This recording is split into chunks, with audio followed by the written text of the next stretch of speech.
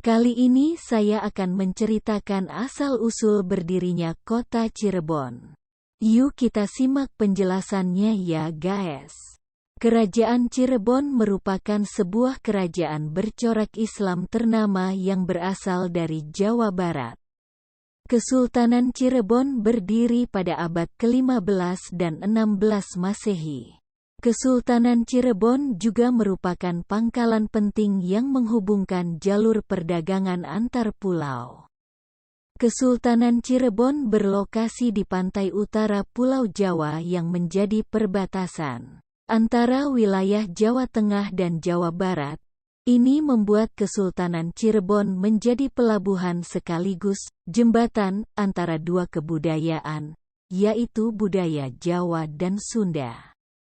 Sehingga Kesultanan Cirebon memiliki suatu kebudayaan yang khas tersendiri, yaitu kebudayaan Cirebon yang tidak didominasi oleh kebudayaan Jawa maupun kebudayaan Sunda.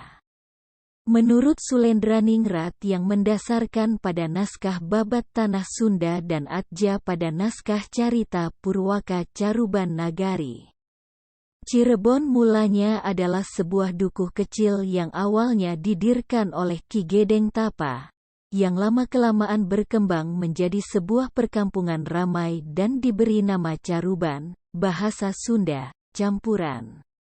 Dinamakan Caruban karena di sana ada percampuran para pendatang dari berbagai macam suku bangsa, agama, bahasa, adat istiadat, latar belakang dan mata pencaharian yang berbeda.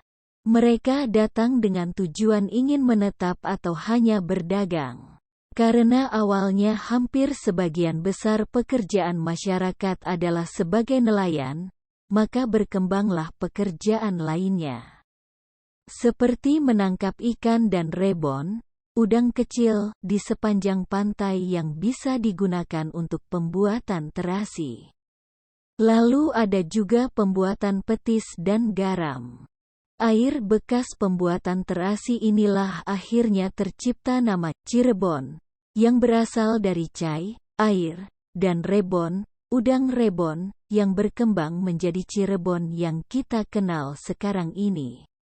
Karena memiliki pelabuhan yang ramai dan sumber daya alam dari pedalaman, Cirebon akhirnya menjadi sebuah kota besar yang memiliki salah satu pelabuhan penting di pesisir utara Jawa.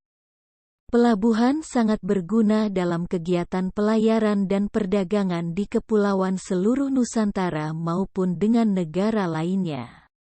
Selain itu, Cirebon juga tumbuh menjadi salah satu pusat penyebaran agama Islam di Jawa Barat. Pangeran Cakrabuana, tahun 1430 sampai tahun 1479, merupakan keturunan dari Kerajaan Pajajaran. Ia adalah putra pertama dari Sri Baduga Maharaja Prabu Siliwangi dan istri pertamanya yang bernama Subang Larang, putri Ki Gedeng Tapa. Raden Walang Sungsang, Pangeran Cakrabuana, memiliki dua orang saudara kandung, yaitu Nyai Rara Santang dan Raden Kian Santang. Sebagai anak laki-laki tertua, seharusnya ia berhak atas tahta kerajaan Pajajaran. Namun karena ia memeluk agama Islam yang diturunkan oleh ibunya, posisi sebagai putra mahkota akhirnya digantikan oleh adiknya, Prabu Surawisesa, anak laki-laki dari Prabu Siliwangi dan istri keduanya yang bernama Nyai Cantring Manikmayang. Ini dikarenakan pada saat itu, abad 16, ajaran agama mayoritas di Kerajaan Pajajaran adalah Sunda Wiwitan, agama leluhur orang Sunda, Hindu dan Buddha. Pangeran Walang Sungsang akhirnya membuat sebuah pedukuhan di daerah Kebon Pesisir.